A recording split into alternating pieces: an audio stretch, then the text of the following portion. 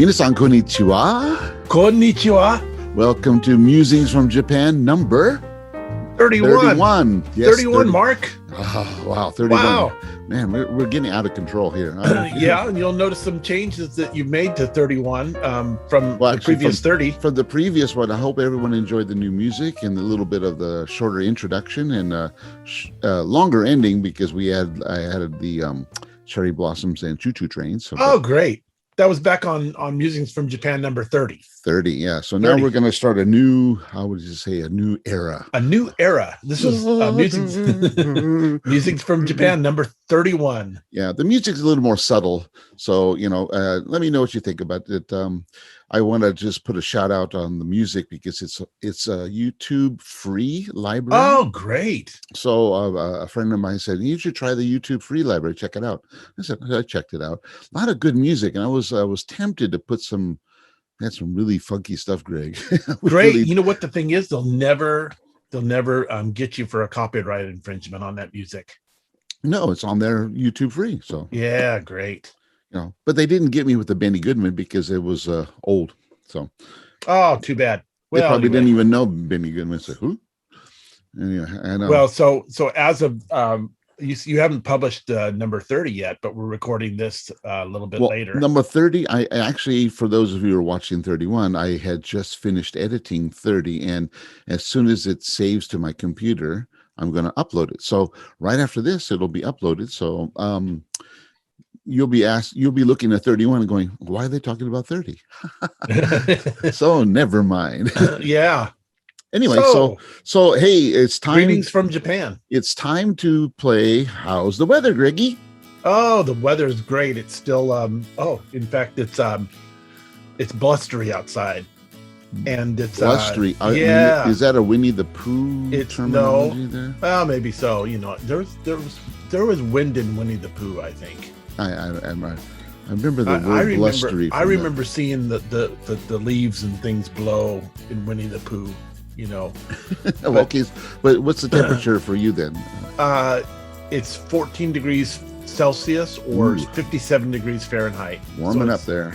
It's warming up, but because it's mid to late April right now, 2021. But today is I'm looking at my calendar. It's the 18th. The 18th. So today is actually a little after mid. Yep, you're right. Thank you.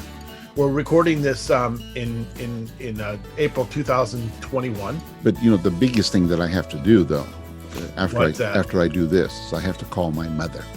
Oh, great! It's her birthday today. Happy birthday! Happy birthday! Wow! Yeah, she's getting up there. That's amazing! Congratulations! Thank you. It's not my life; it's hers. So I hope she watches this and she'll understand that. Happy birthday, Mom! Does she watch our videos? Oh yeah, she actually watches now. I got her to watch it, and she laughs at how stupid we are. Oh, that's great. No, I think mostly you. No, no, probably so, huh? No, I think she's like going, that's my son. Bad. What's he doing? Yeah. But anyway, so you're blustery. So today here it's blustery. Oh, sorry, it's blustery and cloudy and cold, and I'm looking at my window. So it's windy. And it feels very damp outside, and I believe that you could talk about the weather on your side of the Sea of Japan, but there's bad weather up at the Sea of Japan today, and it's horrible because this morning when I woke up, it was heavy rain. The rain was coming down sideways. In fact, I have a tsubaki. What's a tsubaki? Camellia? A camellia, yeah. It's actually Niigata's prefectural flower is the tsubaki because it blooms in winter and cold. Anyway, I have a tsubaki, a big one. It's bloomed, and all the leaves were blown off it. So they're all over my lawn. So there's like a big trail of pink petals all over the place. Yeah. So, but it's cold. It's wet. It's windy. Right now it's a beautiful 10 degrees. But if you add the wind 50s, chill, yeah, if you add the wind chill, it's cold. I've got the heater on over here. Yeah. I'm wearing long sleeves with the mock turtle and a hat. It's cold. and it's like we even have the kerosene heater on in our living room. Yeah. So much for spring. Yep, so much for spring. I mean, we were talking about that. It's still cold, and we've often used this kerosene stove until May in years past. Stove is the term that we use in Japan, ladies and gentlemen. He's not using a kerosene stove. He's not lighting a fire in the middle. It's a heater that uses the flame, but in Japan they call it a stove. Actually, some stoves you cook on it. Yeah, but not a stove but it's not a stove that we think of as in America. So we can cook on our stove. We can cook on it. We can we usually heat up water, but we also heat up vegetables and potatoes and things like that. I don't do that. I heat up water on it. Yeah. I don't cook on it. I cook on my range. Yeah. So anyways, it works. My cone row. Yeah. Anyway, we have to do something on funny Japanese English words sometime.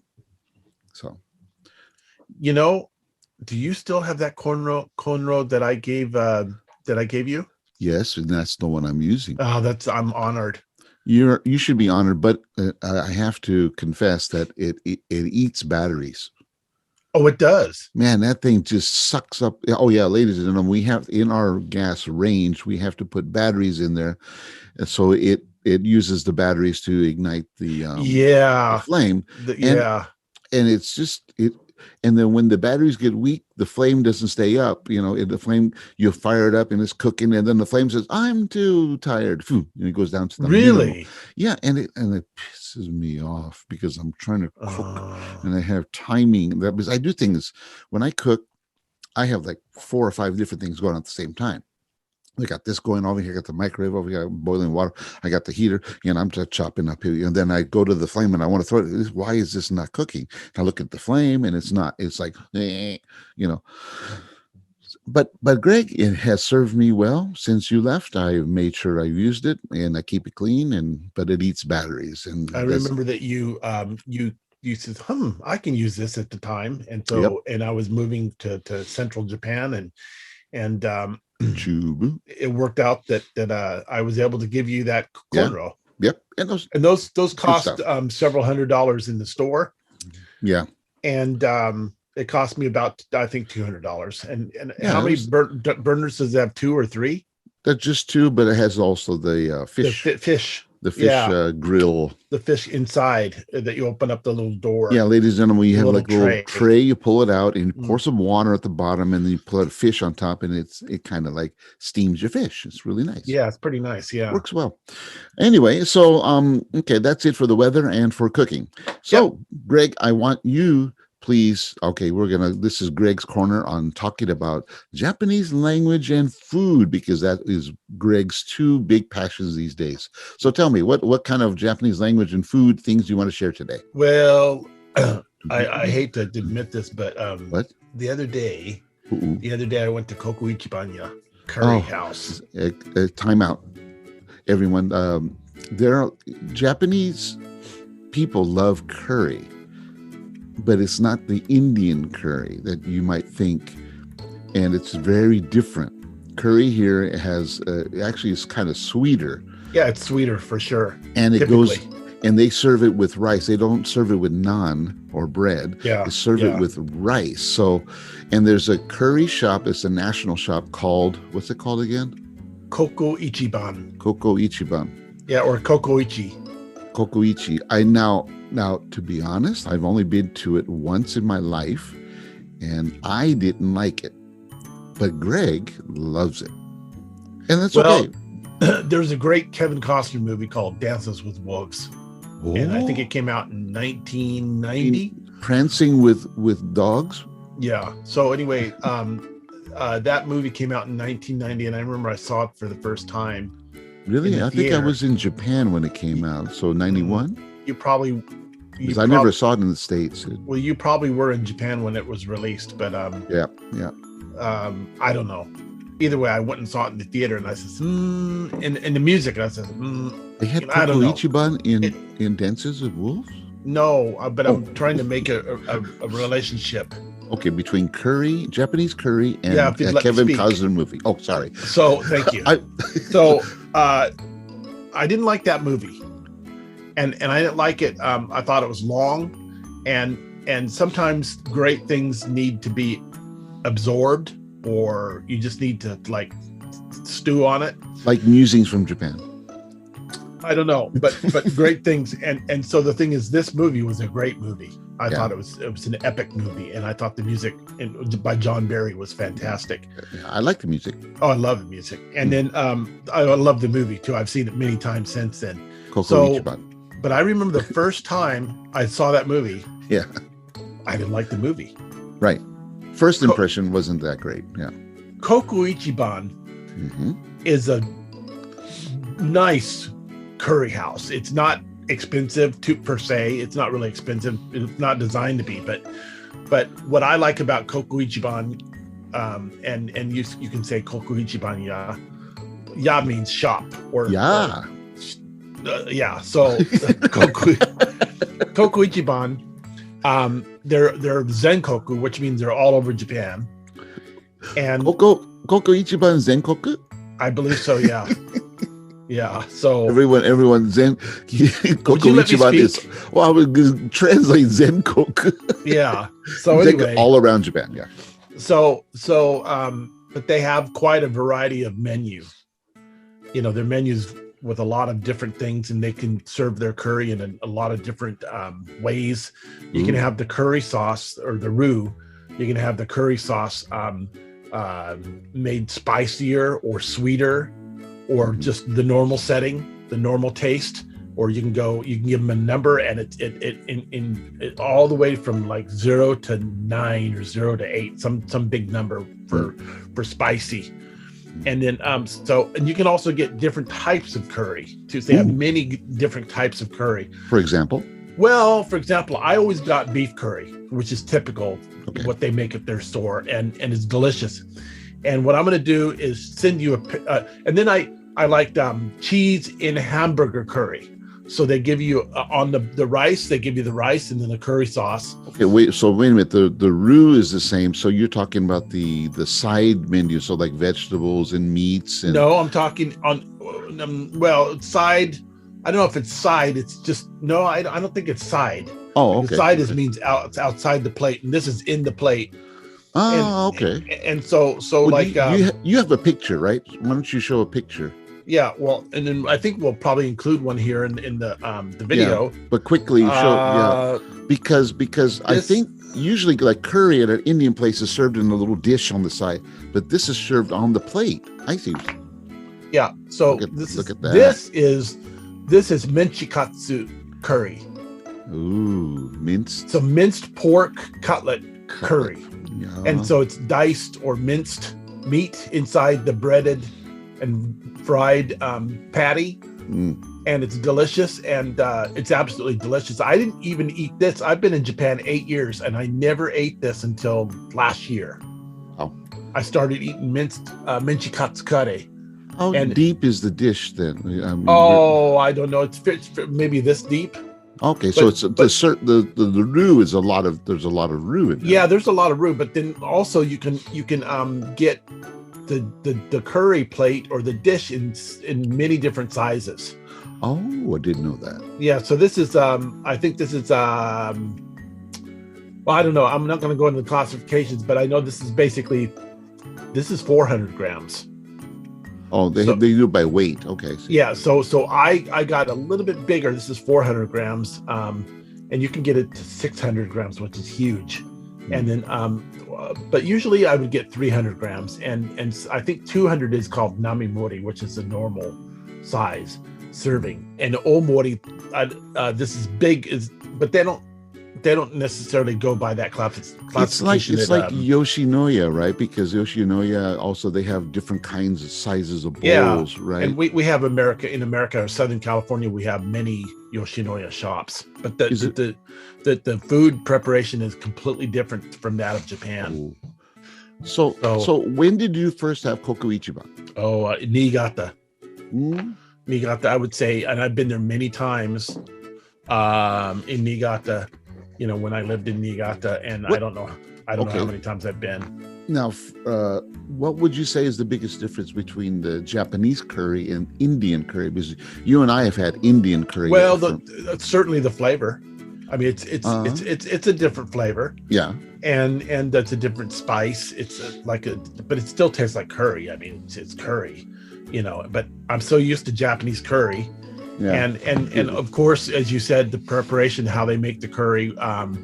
Indian curry is usually served with naan, and well, and it's usually served in a small dish on the side, and you dip the naan in the dish.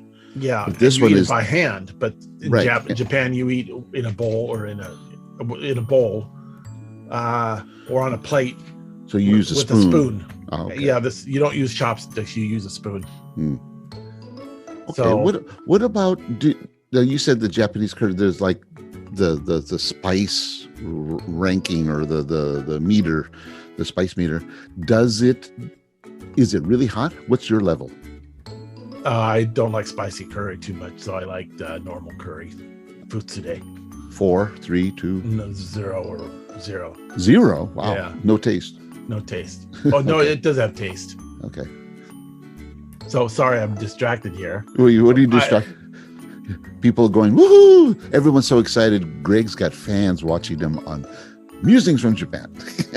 So anyway, we'll post this picture as part of it. Send it to me, and then I'll stick it in there. Yeah. So, okay. And because I had the Coco Ichiban once. I'll tell while Greg is being distracted, I will talk about my experience. I had it, and it was too sweet for me. And even though I had the spice, and I even added the pepper spice, the red pepper, they have that right at the shop. I remember. Yeah, if you go continue talking, Mark. I will continue talking. I added the red pepper, and it didn't. It just spiced it up, but it didn't. It still tasted sweet, the curry. So and I don't know. We're gonna take a break here. And Greg, look at Greg's neck. It's really long at this angle. Wow, that's incredible. Anyway, hi, Greg. We're back. So, can you hear me? Yeah, we're So Fukujin Zuke is the little pickle that you can have with the curry. Oh, the kimono. You put it on your curry, and it's so yummy. The little onions, right? Yeah, the cocktail onions. Yeah, I do like those. No, they're great. Yeah, you put those in a martini too. So, anyway, but I still prefer the traditional Indian curry, and I like sag, and we have an Indian curry. We have an Indian curry restaurant about 5-minute walk from here. Mm-hmm. And do you go there? It's takeout. So, but you can get a traditional. It's Indi Pakistani. Yeah, Indo-Paki. Yeah, Paki. Yeah, and so it's, Nepali, or I don't know. Like the ones here are mostly Nepali or Pakistani. So well, anyway, so it's great, and we go there sometimes. It's been a long time since we've gotten takeout there, but we get curry and naan there and bring it home. Yeah, and it's hot, nice and hot. But see, what I like to do is when I go to the Indian restaurant, I get other things, the samosa or pakoda or different kinds of sides. They have lots of. I like Indian food, so it's not just the curry for me; it's just also the whole shebang. So you and I, we went to we went to Indian restaurant and you we had dinner there, or lunch. Sorry, we had lunch there outside of Niigata and Shibata, and then I remember you saying Nile, right? Yeah, and I remember you saying that you were there later, not too many months later, and there was a great earthquake that you had while you were eating. Was it while you were eating lunch there? Yeah, I was having lunch, and an earthquake hit. Yeah, and that restaurant was built in a prefabricated building. It was a trailer, so the place was really rocking. Really, I mean, it wasn't in our area. It was quite further south, but yeah, it was kind of scary in there. By the way, speaking of earthquakes, I just saw on the television there's a 5.8. Where was it? I don't know. I didn't. 9:32. 9:32 just a while ago. An hour ago. Yeah, I wasn't. There was an earthquake, and it was a big, strong earthquake. I didn't feel it. I was sitting here, so I didn't feel it. So it didn't. So I don't know where here. it was, but it was somewhere, and it was 50 miles deep. So it must have been in the sea then. So, but I don't know. And then there's a couple of other shocks at around the same time, and but they had the the alert that came on the TV, and it didn't interrupt the program, and they were talking about golf and stuff like that. So can we talk about golf? Yeah, well, let's talk about golf. Yay! And anyway, I want to say congratulations to Hideki Matsuyama, who won the Masters. Oh, I was watching it, and I could. When he hit over the green and he hit into the water over the green, I was like, Greg Taylor just turned off his camera. Yeah, keep talking. And I think Greg is taking off his pants, so he didn't want Mark, you to see please be polite. I was being polite. I was saying, no. Anyway, so when I saw him hit over the green, I said, oh man, I gotta hope he. But his face, I was just noticing his face and his eyes were so focused, so calm, and he even laughed at himself, like, oh man, that was stupid, kind of attitude. And I could see it. I mean, it was great to see. And I listened to many podcasts for a lot of sports guys from ESPN, commentators and stuff, and they were talking about, well, Japan golf is so crazy, and there's lots of places play golf, and they were talking about all these things.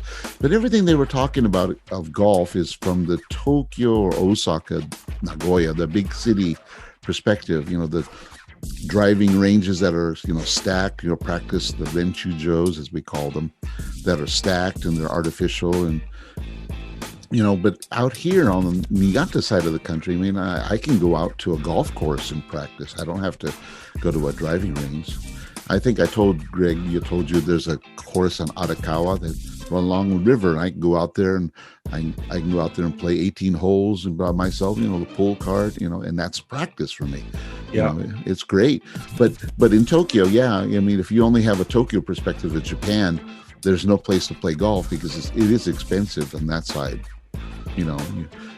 So you go to the golf practice range. And this morning, by a quirk of nature, I was watching TV, and they were showing. Well, actually, not this morning. It was last night.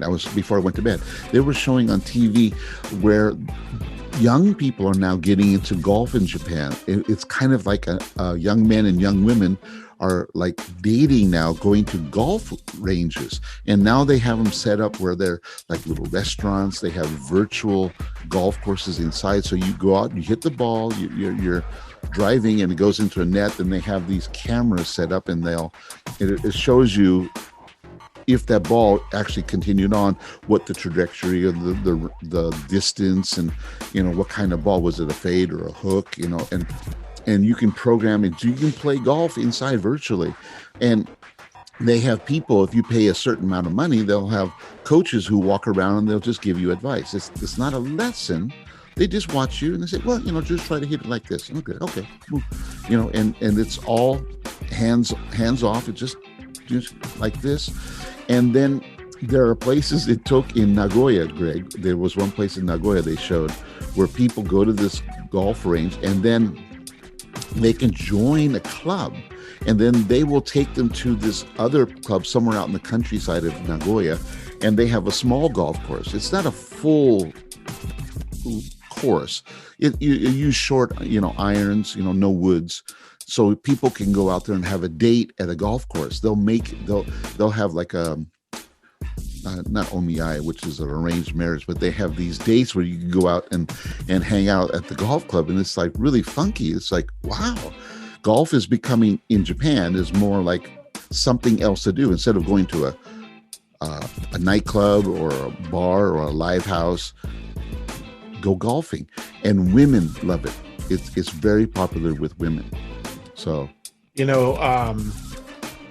I think that's great because the Japanese, it's hard to. I'll keep talking, Mark. Okay. Yeah. Keep talking. I'll keep talking. For me, it looked like it was a great alternative to what people have been doing in the past. Usually, you would have these kind of dating systems in Japan.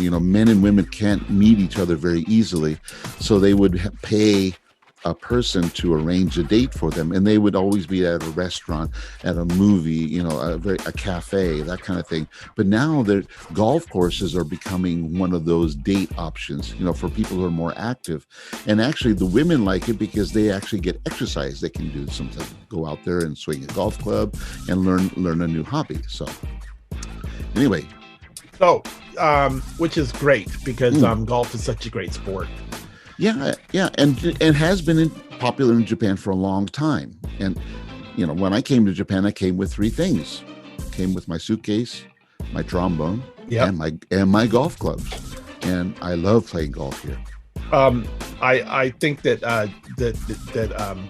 life is, because Japan is such a crowded country, and as you said, people would go to. There's all kinds of different ways that people in the society is completely different from that of the Western world. It's hard to meet people sometimes. Yep. Especially if you're working so long. Yeah. And so it's interesting to see here in Japan of the various ways, and they're kind of creative in how they can work out matchmaking parties or matching couples together. Right. It's very interesting. I'm not going to go into it all, but golf, I didn't realize that they were doing it through golf as well. I didn't know either. And they were saying that, since Matsuyama won the Masters, now they're seeing bookings for golf events.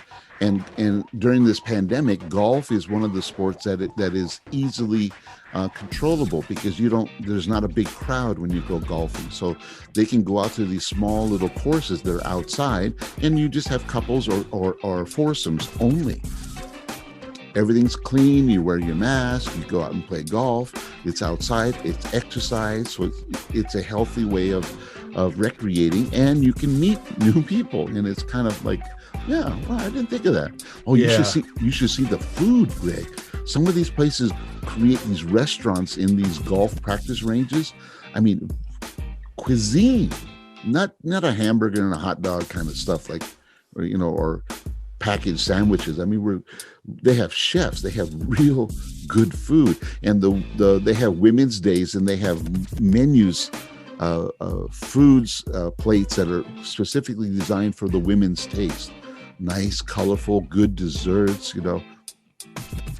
I mean, I just go there to eat. That would be nice. It's kind of different. I mean, golf is now, it has grown, because when I came here to Japan 30 years ago, golf was the businessman sport. So it's really evolved. Yeah, it was just a businessman or old men, who learned from the 60s, the first boom at the post Tokyo Olympics '64. There was a big boom in golf and the interest in personal sports and the bubble up until the late 80s. That those people now are old, like me, and they're in their 60s, and 70s, and they still play golf. But the younger generation, we're talking the teenage and in the 20s, like Matsuyama's 29. Yeah, he's young. He's their hero. There was a couple of golfers, Shigeki Maruyama, Hideki Matsuyama, and Ryo Ishikawa. These are all guys who started, and Greg, you don't know them, right? Because you don't follow golf, I guess. I follow golf, but no, I don't follow golf. I just like to watch golf. Okay, yeah. So, but these guys were like Shigeki was the first one. He's about 35 or 39 years old. He's in his late 30s.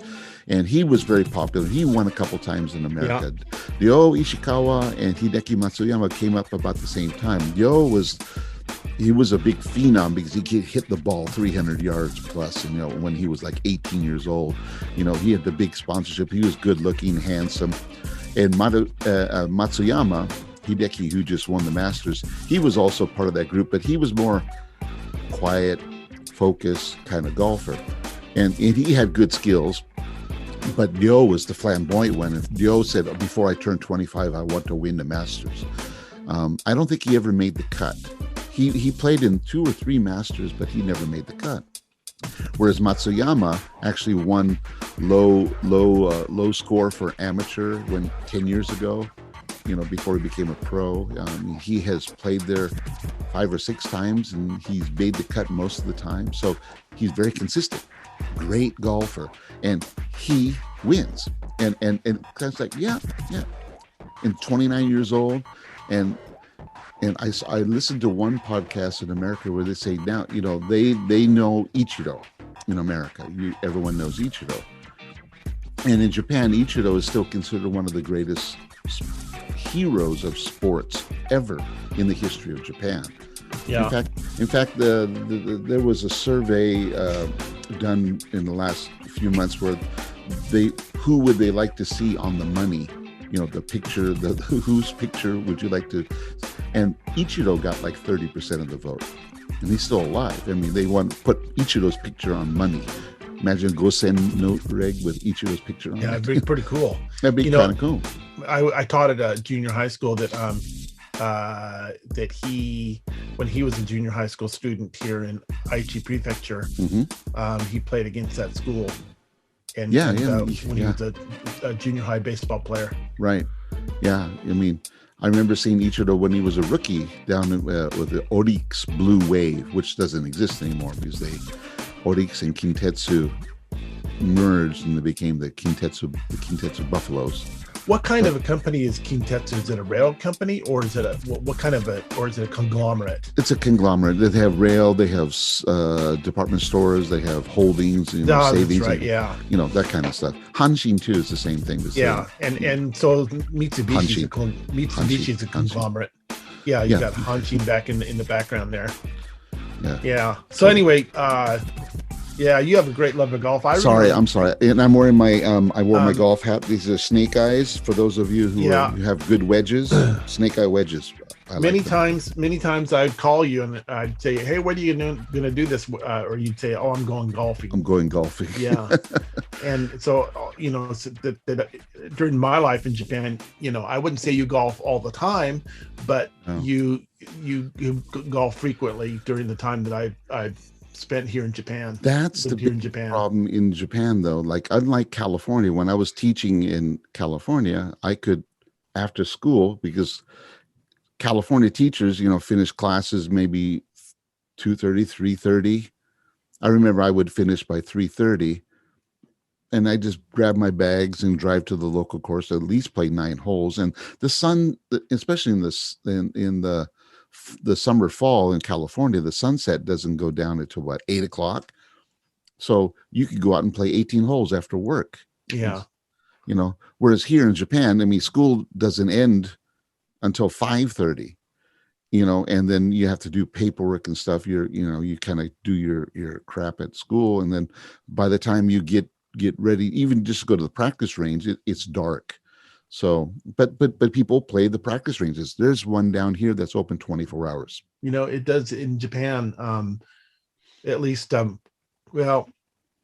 you're basically about 280 miles north of me, northeast. Northeast, really. If you look at the true direction.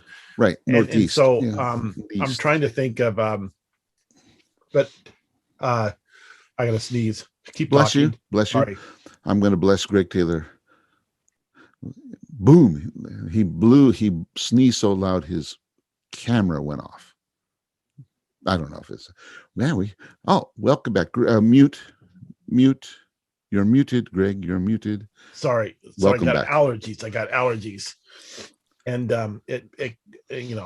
the typical allergy stuff. And so anyway, the sun goes down here in Japan. We don't have daylight savings time during the year. It's just normal time or standard time. And the sun goes down in the winter.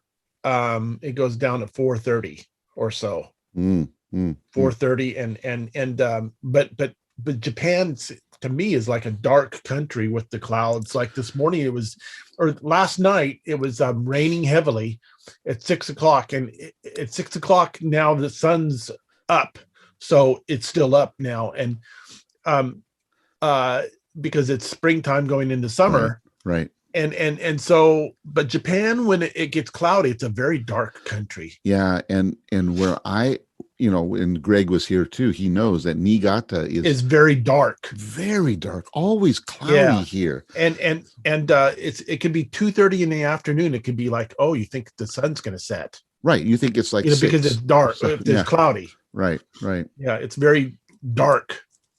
Well, like this room, I've got the light overhead on. I've got another light over here, and I've got the window open to make it light enough so you can see me. If I close all this stuff, it would be dark. You can see the shadows behind me. It is dark here. We don't get the bright sun like we did in California, Yeah. Sunny California, as they say. Well, anyway, but that's enough of golf. I think, nobody wants to hear me ranting about golf. Congratulations to Matsuyama for winning the Masters tournament for 2021. And it's great. I mean, I was so happy, and people at the office were happy. They were like, "Did you see Mark? Did you see?" Yes, I was watching. I got up at 4:30 to watch it.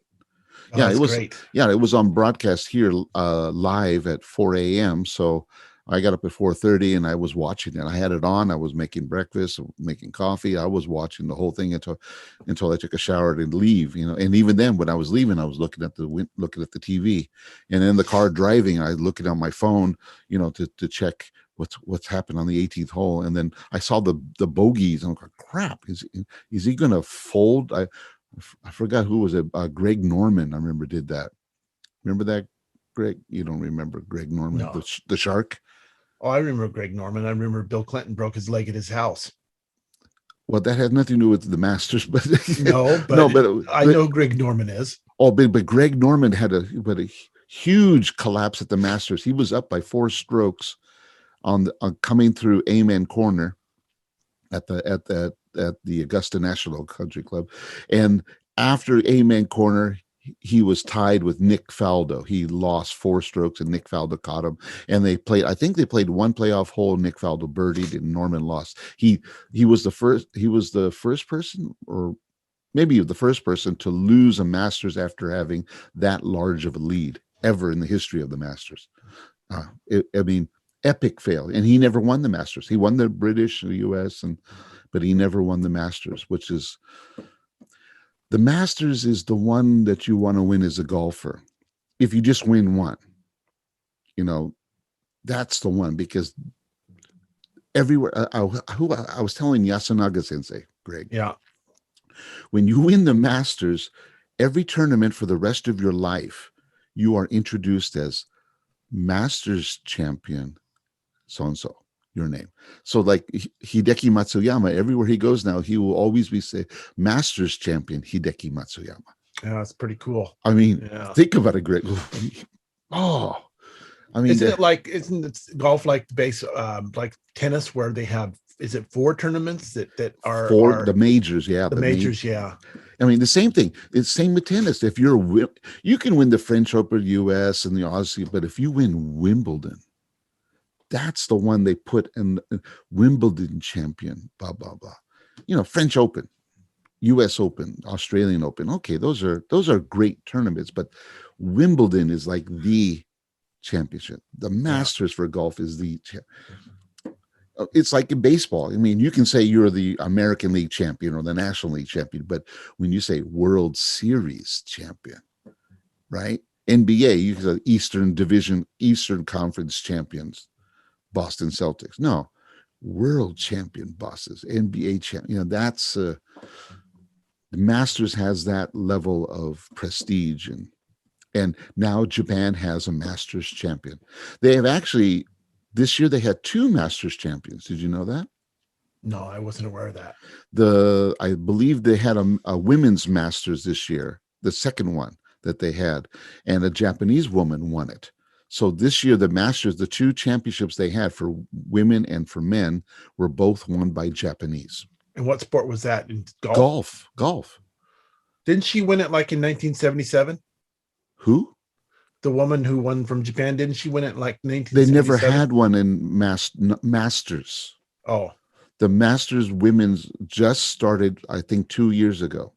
Oh, they did. And this year's women's champion was a woman, a Japanese woman, and the men's was a Japanese man, and that's perfect. Perfect timing. There have been women to win majors. I think last year or 2 years ago, a Japanese woman won the British Open, the women's British Open. A Japanese woman. Japanese women have been able to win majors, golf majors, but not the men. You know what? I think I was thinking of the first majors tournament a woman won, and I'm not entirely certain, and I'm probably in error, but I think the first woman from Japan won in 1977. I think you're right. Yeah. And I'm trying to think of the woman because I remember when I came here, she was still playing golf. I mean, she's very Okamoto. I'll look it up later. Yeah, but yeah, there are a lot of great women golfers, Japanese women golfers, and Korean women golfers. Man, the Korean women golfers the last 10, 15 years have been dominant in world golf. Yeah, it's if I ever feel like homesick for my native country, it's kind of fun to look Germany. No. But if I ever feel homesick for America, you do. It's kind of nice to see TV where I see golf and it looks just like I'm watching American television. Well, golf is golf. Yeah. And it's great to watch the sports on TV. Well, you watch baseball on TV here. Oh yeah, I watch baseball on TV, but baseball is a different experience. Here, it's different because you have bands. We've talked about this. You have bands, bands cheer sections. Cheer sections. You have the crowd is very very active, vociferous. Yes, vociferous. Yeah, they're very active. So yeah. But unfortunately, with the pandemic, not as much as they used to be. But yeah, it'll get back to that day someday, I'm sure. Yep. But it's really interesting. Yeah. Well, anyway, maybe we should wrap this up. Okay, but first, Japanese language. Greg, any advice for Japanese language or anything that tickled your fancy this year? No, I have no advice for anyone really, and I can talk about this for hours and hours on end. But okay, unusual word. Yeah, pick out something out. Grab a book. Greg's got a lot of references there. Let's just pick up a book. Pick a book, and here we go. Today's Japanese kanji is a kanji book. Oh, here we go. Today's kanji. Today's kanji is shinsei. Jinsei. Oh, sorry, jinsei. Yeah, life. Sorry. I saw the sheet. And you forgot the 10. But because my eyes are not good today. So, but anyway, that's kind of. Oh, what's this? It's red plastic. Yeah. What do you do with the red plastic, Greg? Well, this book has you can put it in the book, and then it hides the text that's printed in red. Ooh. And so you can guess the. You don't have to. You don't know the answer. You have to think. You can show it. You can go ahead, show it on the camera. Well, it's hard to see. No, I can see it. So it's hard to see the red letters. Yeah, and so there's Korean in there. There's Korean and what the heck is that, Greg? Yeah, you're studying Korean too? No, this is this book is called Nihongo Tango Speed the Master. Ooh, the Japanese vocabulary speed master. Yeah, and so this is for developing speed in speaking or reading or and so I have these are some of my Japanese books, but so today's I'll put those up later. So today's word was jinsei, which is life. Life. That's life. Yeah, that's what people say. C'est la jinsei. C'est la jinsei. That's perfect. Well, I think we should end on that. All right. That's life. C'est la jinsei. Yep. Okay, au revoir, everyone. This is Musings from Japan, number 31. And it's a new era of Musings from Japan. Please enjoy the new era. Comment. Let us know what's going on. If not, we're going to come get you. Anyway, that's right. All right. Peace out, everyone. Sayonara. Goodbye from Japan, everyone. Sayonara. Goodbye.